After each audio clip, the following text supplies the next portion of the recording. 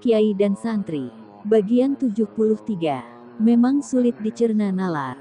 Siapa ini? Tanyaku. Kami para dukun yang mengabdi pada Nyai Roro Kidul, jawab ruh para dukun.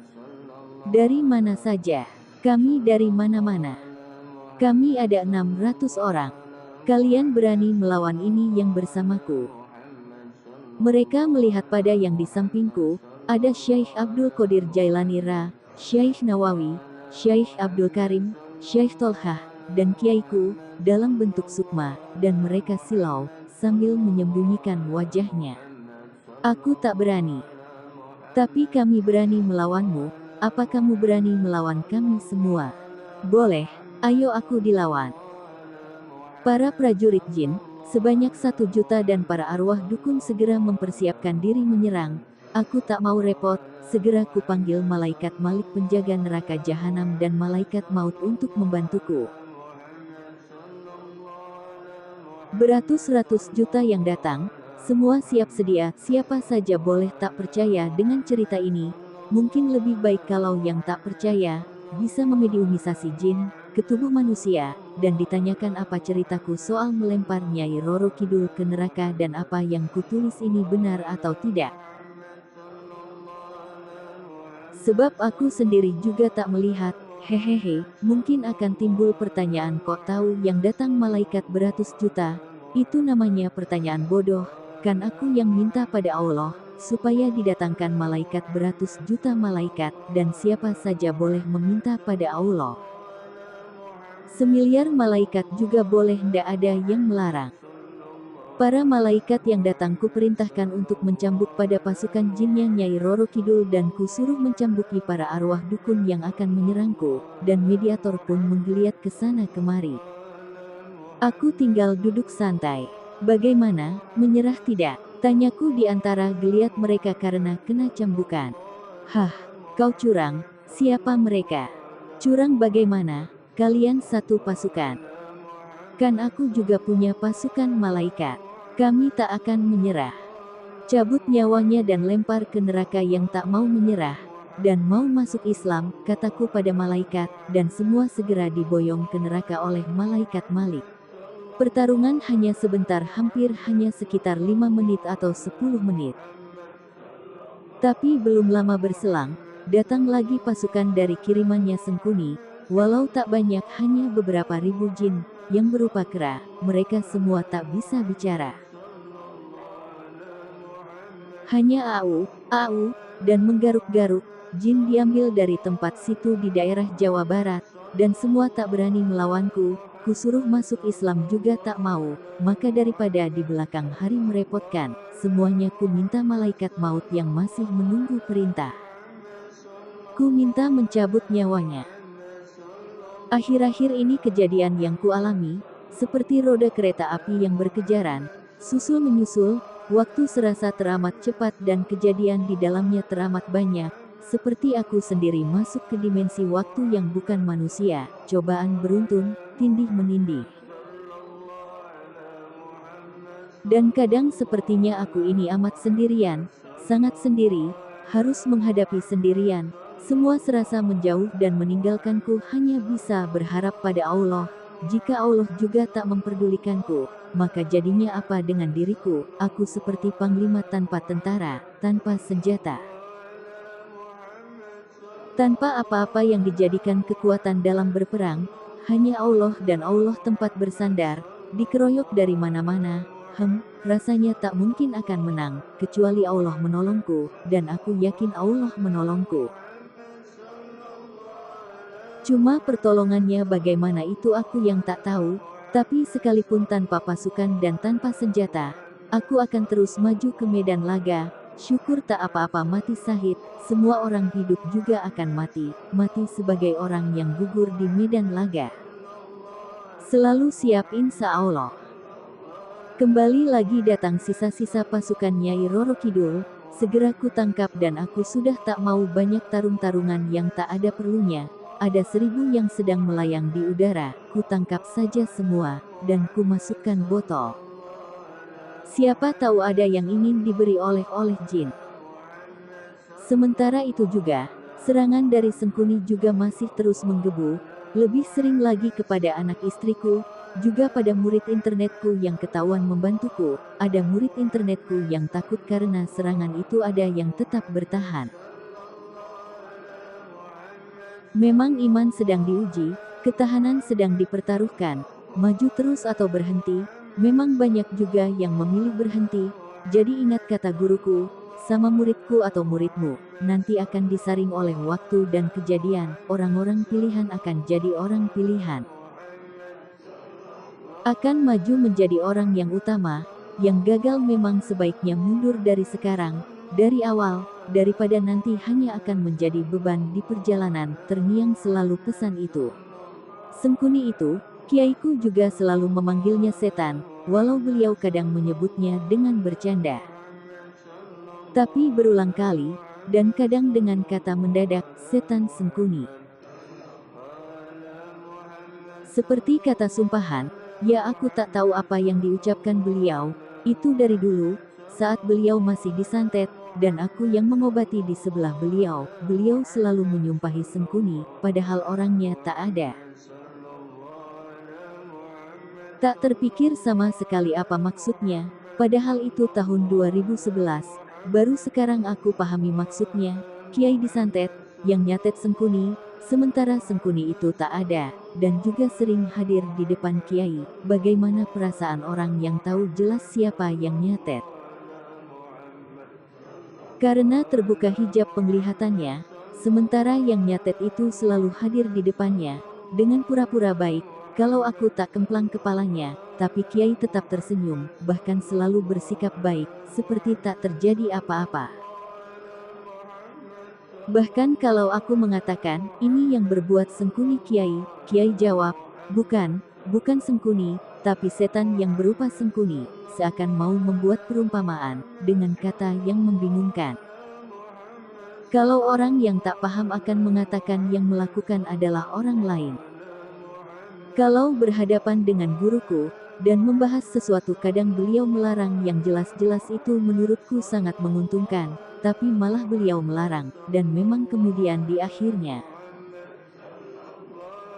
ketahuan itu adalah hal yang merugikanku di suatu saat nanti. Kita seperti berjalan ke depan dengan orang yang paham akan ada jalan begini dan begitu yang kita lewati, dan kita dituntun agar selamat sampai tujuan, disuruh belok kanan dan kiri.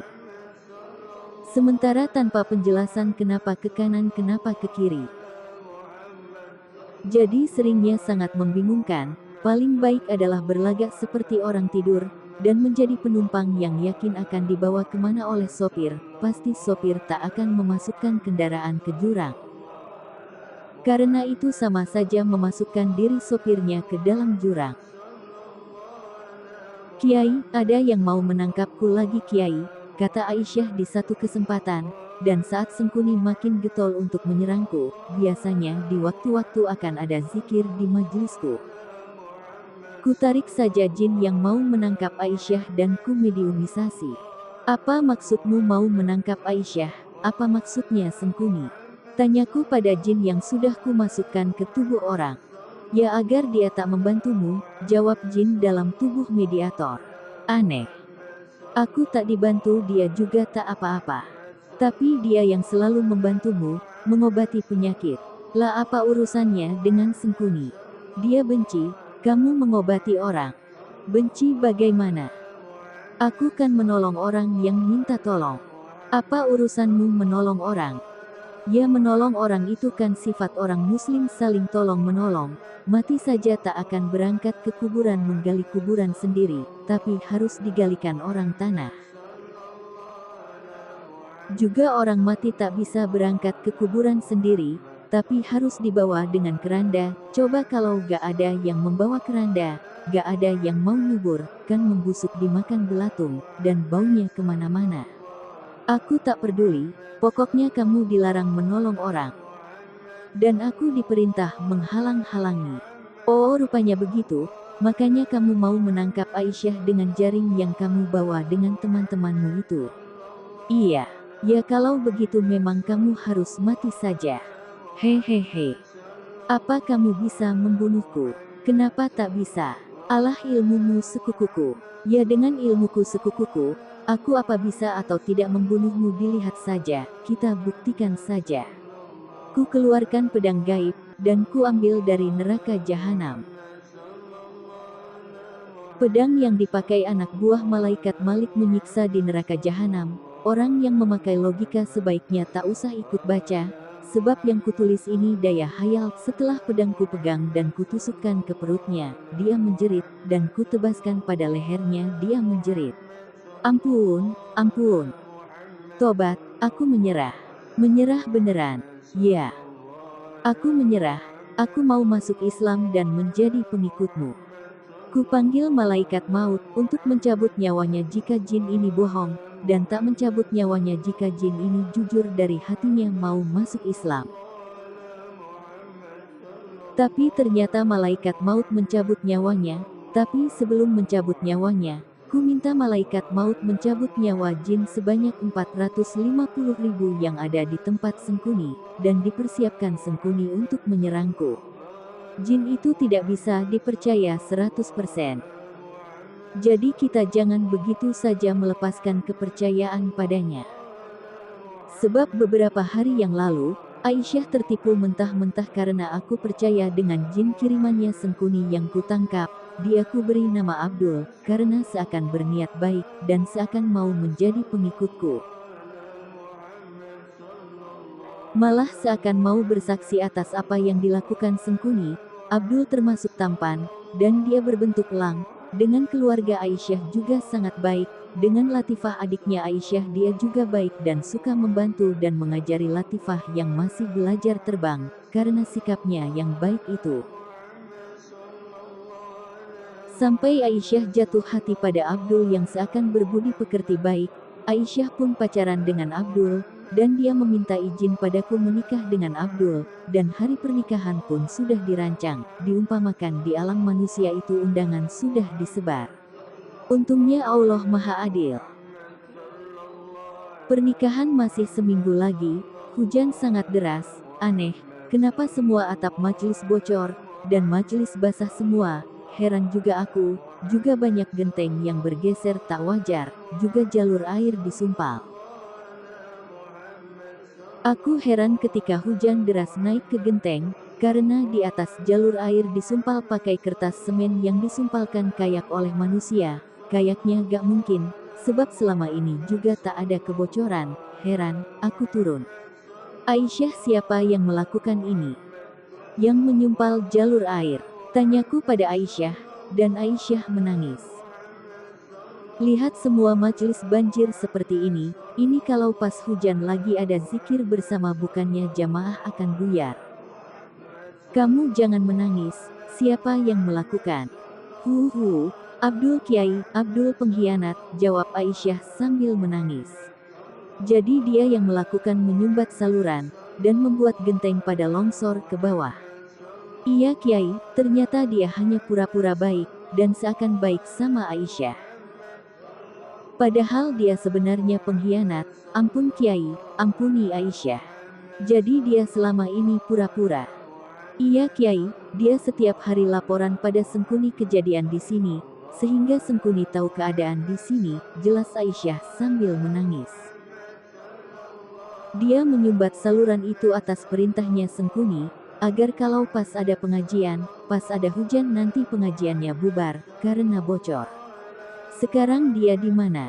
Sekarang dia terbang, menjauh dari sini. Aku sudah marah, ku minta pada Allah kekuatan malaikat maut di tanganku. Dan Abdul langsung ku tarik nyawanya, dan ku lempar ke neraka jahanam. Ampuni Aisyah Kiai, Aisyah menyusahkan Kiai. Sudah nduk tak apa-apa, itu bukan salah Aisyah. Sepeninggal Abdul, Aisyah beberapa hari dirundung murung, mungkin patah hati. Aku coba menghiburnya, dengan memenuhi permintaannya. Dia ingin kambing dari surga, maka ku mintakan pada Allah kambing dari surga ada 3. Ingat ini hanya khayalan saja, jadi jangan diartikan yang sesungguhnya. Dia agak terhibur, tapi serangan dari Sengkuni ada saja. kadang merantai tangan Aisyah, sehingga tangannya tak bisa untuk mengobati orang. Heran juga apa maunya orang itu, karena sering aku tak bisa menjaga Aisyah, maka Aisyah lantas ku beri cambuknya malaikat pemecah mendung. Malaikat Hamlatul Barki, malaikat pembawa petir, dan ku berikan Aisyah ku perintahkan kalau ada jin yang akan menangkapnya supaya dipukul saja dengan cambuknya, dan alhamdulillah, pengalaman demi pengalaman di dunia jin itu membuatku menemukan berbagai solusi, yang awalnya tak tahu. Kemudian jadi tahu, Aisyah setelah punya senjata cambuk juga lebih aman. Dia selalu mencambuk jin kirimannya Sengkuni yang mau mendekat, dan ingin menangkapnya. Kenapa kok aku urusannya jin mulu, atau santet? Kadang ada yang bertanya seperti itu. Sebenarnya kalau orang pemikirannya luas, tentu tak akan bertanya, tapi tak semua orang yang memahami apa kandungan atau kenapa bisa begitu. Mungkin bisa ku berikan beberapa alternatif jawaban. Seperti orang yang sakit gigi, ada gak orang yang bercita-cita sakit gigi? Kurasa tak ada, kecuali orang bodoh, yang bercita-cita sakit, walau cuma sakit gigi seumur hidup. Orang yang waras akalnya akan berharap selalu sehat, lalu bagaimana kalau sakit gigi? Tentu yang diurusi ya gigi, bahkan dibawa ke dokter untuk dicabut paksa kalau gigi rewel, sakit terus. Disantet, dikirimi jin, itu kan bukan kehendak saya, tapi kalau saya dikirimi santet ya jadi urusannya jadi ngurus santet, sebagaimana orang yang sakit gigi, tentu yang diurus sakit giginya. Ya tak mungkin kalau orang sakit gigi malah yang dicabuti jari kakinya. Jawaban kedua kenapa kok yang diurusi jin mulu, mungkin ada yang membaca bukan orang Islam, jadi biar ku jelaskan sedikit dalam kitab kami orang Islam itu diperintah untuk mengikuti nabinya. Menjadikan nabinya sebagai suri tauladan, contoh segala perbuatan baik. Dan dalam surat Al-Quran Nabi memberi contoh bagaimana Nabi mengislamkan sekumpulan jin, jadi kita kalau bisa juga meniru Nabi, bukan hanya mengaku aku ahli sunnah. Yang paling menjalankan sunnah Nabi tapi hanya ngaku-ngaku. Katakanlah wahai Muhammad telah diwahyukan kepadaku bahwasanya, sekumpulan jin telah mendengarkan Al-Quran lalu mereka berkata, sesungguhnya kami telah mendengarkan Al-Quran yang menakjubkan. Qs. Al-Jin 1. Yang memberi petunjuk kepada jalan yang benar, lalu kami beriman kepadanya. Dan kami sekali-kali tidak akan mempersekutukan seorang pun dengan Tuhan kami. Qs. Al-Jin 2. Dan bahwasannya maha tinggi kebesaran Tuhan kami, dia tidak beristri dan tidak pula beranak. Qs. Al-Jin 3. Dan bahwasannya, orang yang kurang akal dari kami sebelumnya selalu mengatakan kata yang melampaui batas terhadap Allah. Qs.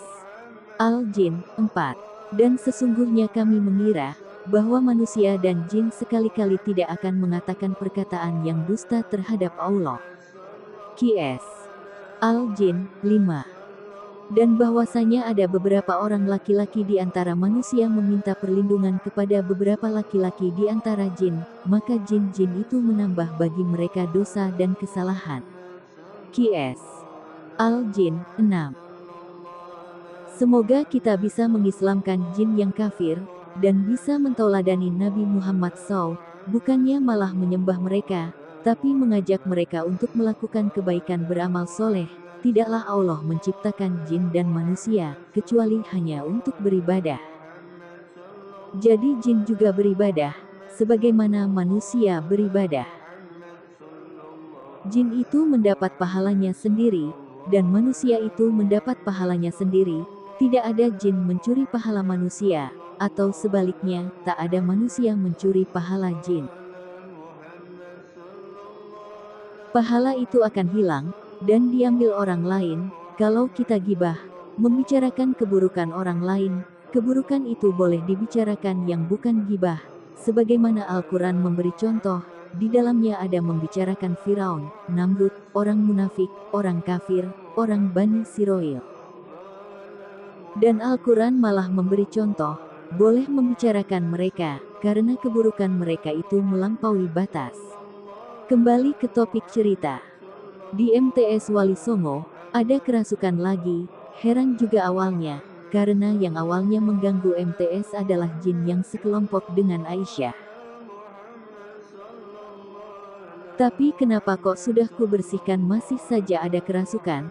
Setelah ku selidiki lewat terawang yang ku transfer pada Aisyah, ternyata itu ulah dukunnya sendiri yang punya kepentingan dengan mengirimi siswa jin yang merasuk, nanti dia akan tampil mengobati, dengan harapan, banyak yang tahu. Jadi kalau ada apa-apa akan minta bantuan padanya, jadi kata gampangnya iklan, memang ada-ada saja hal seperti itu, ku biarkan saja berlalu, karena itu urusan sekolah, kalau mereka berjodoh dan ada kemauan mau datang ke tempatku ya ku tolong, kalau tidak, ya biarkan saja.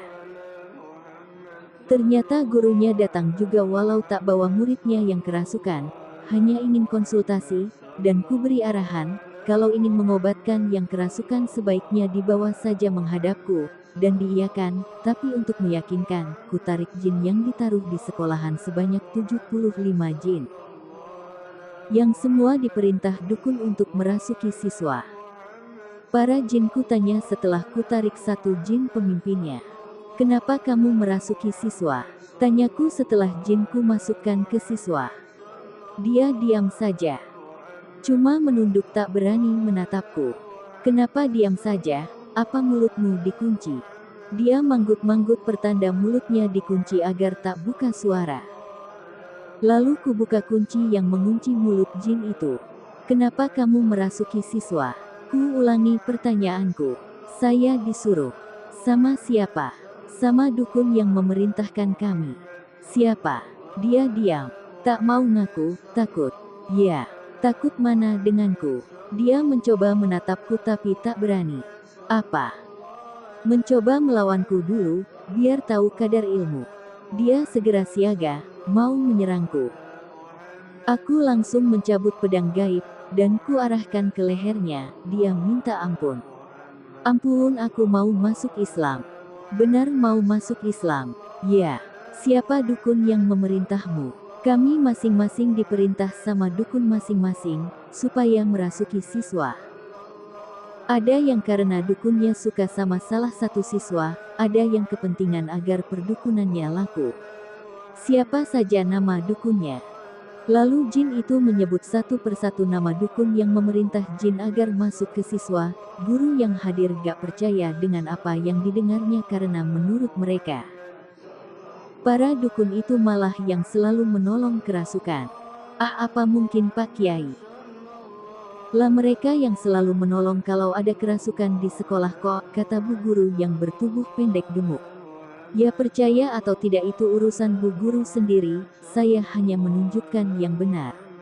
Ya setengah tak percayalah Pak. Soalnya mereka baik semua. Ada berapa temanmu? Tanyaku pada jin yang ada di dalam tubuh mediator. Ada 100. 100.000. Tidak hanya 100 saja. Coba panggil ke sini semua. Dia diam dalam memanggil temannya. Mereka tak mau datang. Kenapa? Ya tak mau datang. Apa? Tak takut denganku? Tidak. Baik kalau begitu. Pedang di tanganku kupanjangkan sampai ke sekolah MTS yang berjarak 1 km, dan ku tebas kepala jin yang ada. Tiba-tiba ada yang datang dan langsung masuk ke mediator. Siapa kau? Kenapa menyerang semua temanku? Kenapa menebas kepala mereka dengan pedang? Aku orang biasa. Dia menyerangku. Segera pedangku tebaskan ke tubuhnya, sehingga badannya terbelah, dan ku ulang-ulang. Ampun. Ampun. Mau terus menyerangku. Dia berusaha menyerang lagi, dan ku tebas sampai puluhan kali. Berulang-ulang seperti itu, maka sekalian ku bunuh. Kembali yang muncul jin yang pertama masuk, sudah, Islamkan aku, katanya. Ajak temanmu yang lain. Ah, peduli dengan temanku, yang penting aku selamat. Aku cari selamat saja sendiri. Ya kalau begitu kamu ku bunuh saja. Ya, aku akan memanggil temanku, maka dia memanggil temannya. Bagaimana? Apa ada yang mau melawanku? Tanyaku memastikan. Tidak, kami semua takluk dan minta diislamkan. Lalu kutuntun mereka semua masuk Islam. Mengucapkan 2 kalimat syahadat, setelah selesai, kutanya. Ada berapa jin ini? Ada 75 jin, jawab mereka. Loh kok 75 jin? Yang 25 di mana? Katanya ada 100 jin. Yang 25 masih ada di dalam tubuhnya siswa, ikut pulang ke rumah siswa. Oh begitu, ya, ya. Sudah kalian keluar semua. Baik, kami mohon diri, dan kami minta maaf kalau kami mengganggu. Ya sudah, tak apa-apa, mereka segera keluar dari tubuh mediator. Hari itu selesai dengan lancar, membereskan jin yang masuk pada siswa. Semoga ini jadi pelajaran bagi siapa saja yang membaca kisah ini. Jadi misal ada kerasukan masal, itu bisa saja hanya permainan dukun, sebab hal seperti itu sangat mudah, tak perlu punya ilmu tinggi juga bisa melakukan, misal memakai batu akik yang punya power, atau memakai keris yang di dalamnya ada jinnya yang lebih kuat. Jadi memasukkan jin dalam pabrik atau sekolah, itu bisa direkayasa, dan amat mudah. Semoga ini bisa menjadi pelajaran. Beberapa hari setelah kejadian di rumahku, ternyata masih ada kerasukan lagi, tapi kali ini ku dengar kabar dibawa ke rumah sakit, ya jelas tak sembuh, ku biarkan saja, mungkin sekolah punya aturan sendiri, sampai akhirnya. Karena tak sembuh dibawa lagi ke rumahku, dalam keadaan pingsan. Ini Pak Kiai ada kerasukan lagi, kata Mbak Sum yang kebagian memboncengkan siswi. Segera ku ambil semua, ternyata di dalam ada ratusan jin, untung dengan perkembangan waktu. Metode yang kumiliki untuk mengambil jin dari tubuh seseorang tak seperti dulu lagi, yang harus mengambilnya satu demi satu, sekarang sekali tarik 50 sampai 100 jin sekaligus juga bisa. Dan segera anaknya sadar. Lalu anak yang kedua dan ketiga. Pertama kumediumisasi, dan ketahuan dari kata jin yang masuk bahwa yang memasukkan masih dukun yang sama. Ketika pengobatan selesai, dukunnya ternyata mengirim jin, mungkin dianggapnya aku ini sekelasnya, sehingga dia begitu semangat menyerangku. Sekali ku tarik jinnya yang dipakai menyerang, setelah 3 kali, maka semua jinnya yang dia simpan ku kirim malaikat maut, jinnya ada 600.000 lebih. Semua keperintahkan malaikat mau mencabutnya dengan izin Allah, maka semua jinnya mati. Seharusnya seseorang itu mengaca diri, beberapa hari ke depan dia masih berusaha menyerang dengan mengambil jin dari beberapa tempat.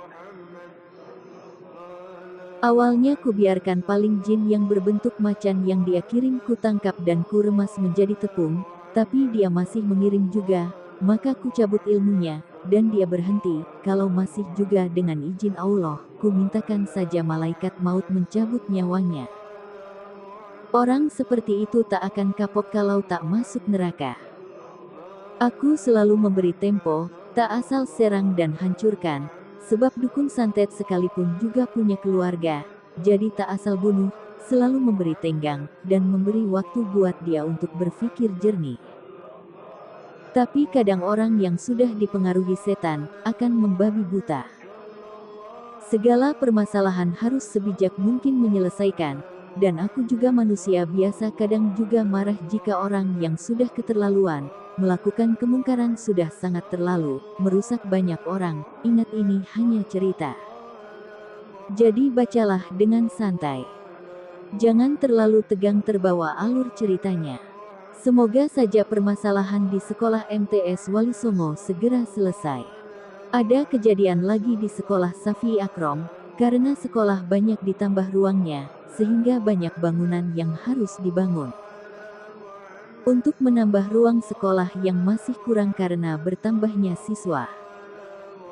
Sehingga dibutuhkan membuka lahan baru, dan harus memotong pohon, dan tanpa disadari di pohon itu ada sekerajaan jin. Tentu saja banyak siswa yang dirasuki. Jadi perlu diingat, Kita ini berdampingan dengan jin, walau dengan dimensi dan alam berbeda, tapi kita ini berdampingan, jadi bisa saja siapa saja akan bisa dirasuki jin tanpa diri sendiri merasa, bisa siapa saja. Belum lagi karena belajar keilmuan yang melenceng kita akan mudah dirasuki jin, yang jelas jin itu kalau selalu di dalam tubuh manusia jelas akan mengganggu manusia, karena mereka tak seharusnya di dalam tubuh manusia. Anak perempuan yang dibawa ke rumahku ini juga kesehariannya biasa saja.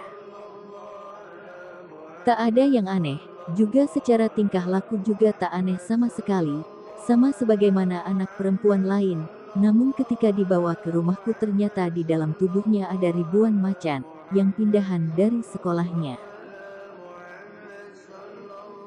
Semua macan mengamuk ketika akan kukeluarkan, dan berusaha menyerangku, lalu kupanggil pemimpinnya, yang datang malah ratunya, dan ketika adu kekuatan denganku dia menyerah dan mau masuk Islam, tapi rajanya dan anak buahnya tak mau masuk Islam, dan lebih memilih melawanku. Maka aku dikeroyok ribuan macan, karena melayani mereka aku lelah sendiri, walau banyak jin yang mati, sempat juga aku kena cakar. Akhirnya ku buat latihan muridku, dan menemukan metode-metode baru mengeluarkan jin, sampai akhirnya ratunya sendiri yang datang. Dan mengeluarkan satu persatu anak buahnya dari tubuh anak yang kerasukan, setidaknya itu membantu tugasku. Malah berlanjut pada ratu mau mengobati orang yang hadir di majelis, ya sedikit ada manfaatnya. Cuma sayang dia tak mau berkomunikasi, hanya diam saja. Sambil melakukan gerakan-gerakan mengobati orang. Aneh juga. Setelah kerajaan Samudra Laut Selatan kutaklukkan, laut menjadi kosong, dan ku perintahkan Ratu Pantai Selatan memimpin, ku coba melihat Aisyah, anehnya Ratu Pantai Selatan tak ada di singgasana laut, maka ku panggil beliau. Sebentar sudah masuk ke tubuh mediator, dan mengucapkan salam, sambil tangannya ditaruh di dada menghormat. Ada apa Kiai memanggil saya? Nyai Ratu, kok Nyai tak terlihat duduk di singgasana Samudra Selatan, kenapa tetap di pantai selatan? Ampun saya Kiai. Saya tak kuat duduk di singgasana Laut Selatan. Kenapa? Bagi saya amat berat Kiai. Ku beri kekuatan tambahan ya. Iya Kiai. Lalu ku salurkan energi ke tubuh Nyai Ratu Laut Selatan. Bagaimana sekarang? Apa siap? Insya Allah Kiai, doakan saya mampu menjaga amanah ini. Silahkan Nyai Ratu berangkat ke Laut Selatan. Nyai Ratu Pantai Selatan segera pergi setelah mengucapkan salam dengan menghormat sebagaimana biasanya. Setelah 2 hari menaklukkan Laut Selatan, kok Gunung Merapi meletus. Dengan letusan intensitas ringan, dan tanpa terjadinya tanda-tanda sebelumnya. Aku tak peduli, dan tidak membaca berita kecuali setelah teman-teman memberitahu, aku juga tak menduga itu ada hubungannya dengan apa yang kulakukan. Kiai. Ki Semar ayahnya Permono marah Kiai, kata Aisyah di waktu sore. Ki Semar siapa nduk? Ki Semar itu ya ayahnya Permono, Permono itu penguasa Gunung Merapi Kiai, Permono itu yang menjadi kusir kereta kencananya Nyai Roro Kidul Kiai, jelas Aisyah. Wah baru tahu aku. Memang aku sendiri tak peduli dengan siapa jadi penguasa mana, karena sama sekali tak ada urusannya. Oh jadi Gunung Merapi itu ada penguasanya tunduk. Ya Kiai, yang jadi penguasanya itu Permono. Nah karena Kiai melempar Nyai Roro Kidul ke neraka, maka Ki Semar marah. Dan di bawah sekali di dalam Merapi dia menggerakkan anak buahnya untuk membakar lahar dan meledakkan Merapi. Wah kok ada kejadian seperti itu, berarti Merapi itu sebenarnya bisa dikendalikan ledakannya. Iyalah Kiai, kan di dalam ada para jin yang bekerja membakar lahar. Panas itu kan tidak bisa menyala kalau tidak ada yang menaruh sesuatu yang bisa menyala mencampurnya menjadi lahar yang panas, dengan komposisi yang pas, Kiai kan tahu sendiri, masak nasi kalau kurang air, nasinya tak akan matang. Nyalakan kompor tanpa bahan bakar juga tak akan nyala apinya. Oh iya. Ya, jadi di dalamnya ada jinnya pada bekerja. Iya Kiai, banyak jin yang bekerja. Wah, jadi meletusnya Merapi kemarin itu juga ada yang melakukannya. Ya begitulah Kiai, sebenarnya gunung-gunung juga semua begitu, jika tidak dibakar di bawah juga tak akan meledak. Dan hanya akan menjadi gunung yang dijadikan Allah sebagai paku bumi. Wah, makin banyak pengetahuanku, rasanya makin banyak yang belum ku ketahui. Terus Nyai Blorong itu, tuaan mana dan sakti mana dengan Nyai Roro Kidul? Ya saktian Nyai Blorong lah Kiai. Kan Nyai Roro Kidul itu yang menjadikan ratu di Samudra Selatan adalah Nyai Blorong, jelas Aisyah. Loh kok dalam cerita yang sering ku baca, kalau Nyai Blorong itu anak angkat Nyai Roro Kidul. Ah ya gak lah Kiai, kan Nyai Blorong itu lebih tua dari Nyai Roro Kidul. Nyai Roro Kidul itu yang mengangkat jadi Ratu Samudera ya Nyai Blorong. Wah bingung aku soal gaib begini. Lalu apa Pak Kiai? Lalu Nyai Blorong itu Islam bukan? Nyai Blorong itu bukan Islam, dulu pernah menjadi Islam, tapi murtad, lalu dia menjadi sumber segala ilmu hitam. Dan juga yang dijadikan memberikan pesugihan. Oh begitu, ya Kiai. Bagaimana kalau ku hancurkan Nyai Blorong? Apa ilmuku mampu? Ya jelas Nyai Blorong kalah kalau melawan Kiai, tapi kenapa? Tapi Kiai apa siap dikeroyok semua dukun ilmu hitam seluruh Indonesia? Misal Kiai mampu, bagaimana dengan anak istri Kiai? Bagaimana dengan Aisyah? Ya, lalu bagaimana dengan Ki Semar? Siapa dia? Dia awalnya dari jin di atas angin, di planet lain Kiai, yang turun ke sini, dan kemudian jadi menakluk pada Nyai Ratu Kidul, dan diserahi untuk menguasai Gunung Merapi. Oh begitu rupanya. Menurut cerita itu Nyai Roro Kidul itu nikah sama Senopati. Apa benar begitu? Ah tidak Kiai, itu hanya cerita yang dibuat-buat orang. Ya tidaklah, kan Kiai sendiri sudah melawan suami Nyai Roro Kidul, bukan Senopati. Kata cerita juga Nyai Roro Kidul itu dari manusia, apa benar begitu? Tidak Kiai. Dia dari bangsa jin, asli jin.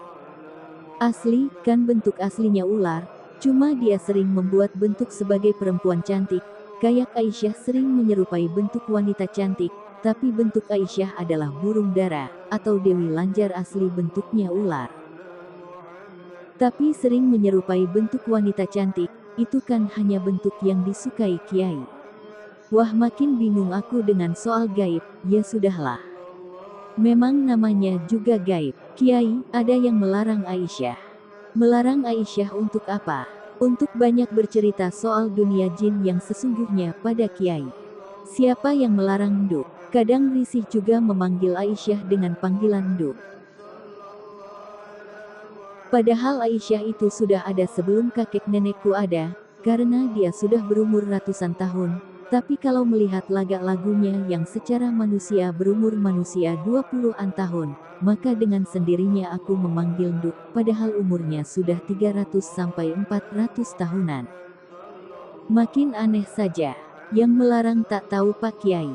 Oh ya, tadi Ki Semar bagaimana? Apa Kiai mau menariknya? Ya, silahkan Kiai. Aku segera menarik Ki Semarku masukkan ke tubuh mediator. Apa ini Ki Semar? Ya. Apa Ki Semar yang membuat Gunung Merapi meletus? Iya, kamu yang melempar Nyai Roro ke neraka. Iya aku yang melemparkan. Ki Semar pasang kuda-kuda mau menyerangku. Aku lagi malas bertarung Ki, kalau Ki Semar memaksa, maka akan ku lempar ke neraka, jelasku disertai ancaman, tapi Ki Semar tetap menyerangku. Maka ku pegang kepalanya, dan ku tarik ruhnya ku lemparkan ke neraka.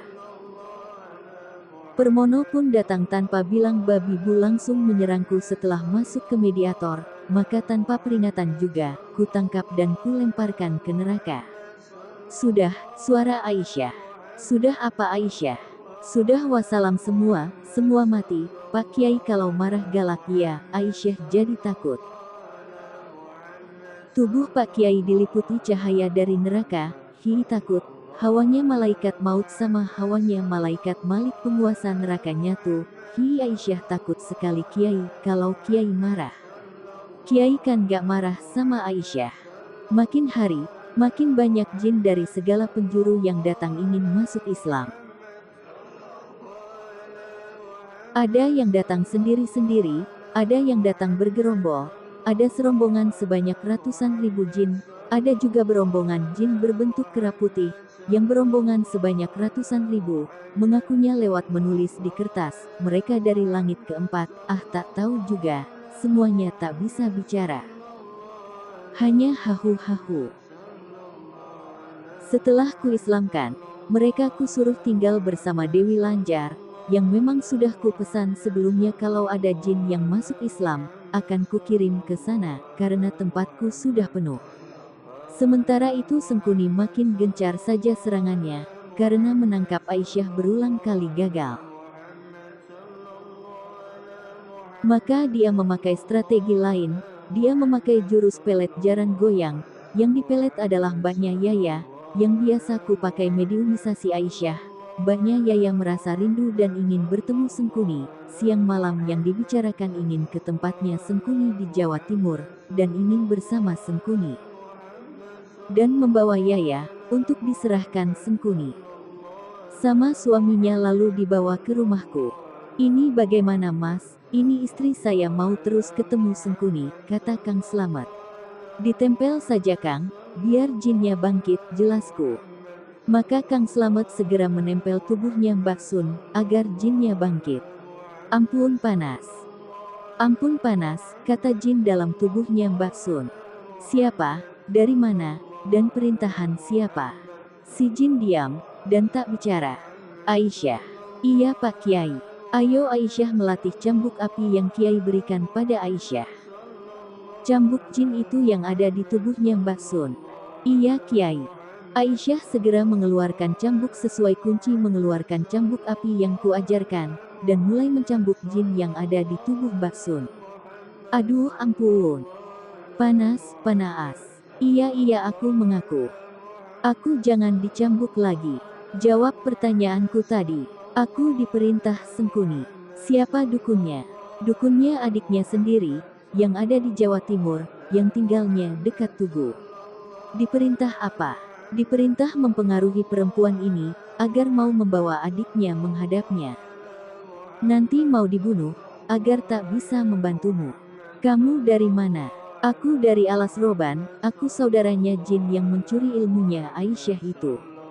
Jadi kamu saudaranya dia? Ya, di mana sekarang saudaramu? Coba panggil ke sini. Saudara saya sedang sakit Kiai, dia ada di Alas Roban. Panggil ke sini. Panggil ke sini, sakit juga panggil ke sini. Ya, akan saya panggil. Sebentar kemudian jin yang dipanggil datang. Kamu yang mencuri ilmunya Aisyah dulu. Iya, ampun Kiai. Aku akan cabut nyawamu, atas kelancanganmu mengambil ilmu Aisyah. Ampun Kiai. Aku lalu berdoa pada Allah agar nyawa jin ini dicabut. Dan alhamdulillah Allah mengabulkan, dan nyawa jin itu pun tercabut dan dilempar ke neraka. Kembali yang muncul jin yang tadi dikirim Sengkuni. Ampun Kiai saya jangan dimatikan. Dengan ilmu apa Sengkuni mengirimmu? Dengan ilmu jarang goyang, ilmu pelet. Apa dia bisa ilmu pelet? Tidak Kiai, dia membayar dukun. Dan menyuruh adiknya. Memang adiknya bisa. Sengkuni itu mencari ilmu sebanyaknya di Jawa Barat, dan yang disuruh mengamalkan adiknya, dia juga banyak meminta ilmu pada kiaiku lalu diberikan pada adiknya untuk diamalkan. Cuma kemudian diamalkan dengan cara sesat. Bagaimana kamu keluar sendiri? Ya saya mau keluar sendiri, tapi saya ingin diislamkan sama Kiai. Baik tirukan saya membaca 2 kalimat syahadat. Ada berapa temanmu di dalam yang disuruh Sengkuni? Ada 3 Kiai.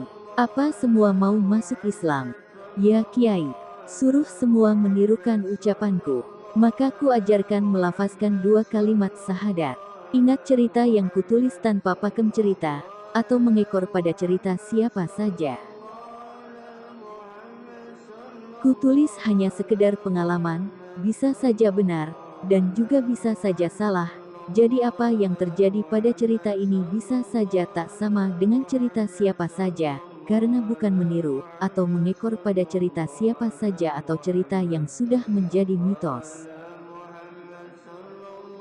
Ini hanya kejadian yang kualami, yang lantas kutulis menjadi satu kisah, malah cenderung yang kuanggap kok terlalu di luar nalar. Aku memilihnya tak kutulis saja, daripada nantinya menjadi polemik karena ketidakpercayaan orang dan menjadi perdebatan panjang. Apa yang kutulis ini yang kuanggap masih dalam kepatutan untuk dikisahkan, jadi masih banyak yang belum dan tak kutulis, yang akan menjadi konsumsi pribadiku. Semoga apa yang kutulis ini bisa membawa manfaat dan yang membaca tak bosan dengan tulisan-tulisanku.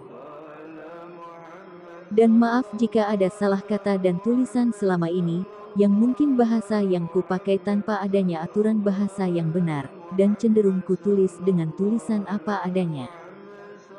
Karena juga tulisan ini kutulis di saat-saat waktu luangku. Jadi kadang ceritanya gak nyambung antara satu yang lainnya, endingnya tak jelas, sebab bukan kisah yang dengan memakai sutradara, ini hanya kejadian keseharian, tak ada yang hebat, karena setiap orang pasti juga punya kisah hariannya, asal orang itu hidup, pasti tiap detik, menit, jam, hari, minggu, bulan, pasti punya kisah, mungkin kisahnya lebih dahsyat dariku. Dan kisahku ini masih berlanjut. Bersambung. Bagian 74.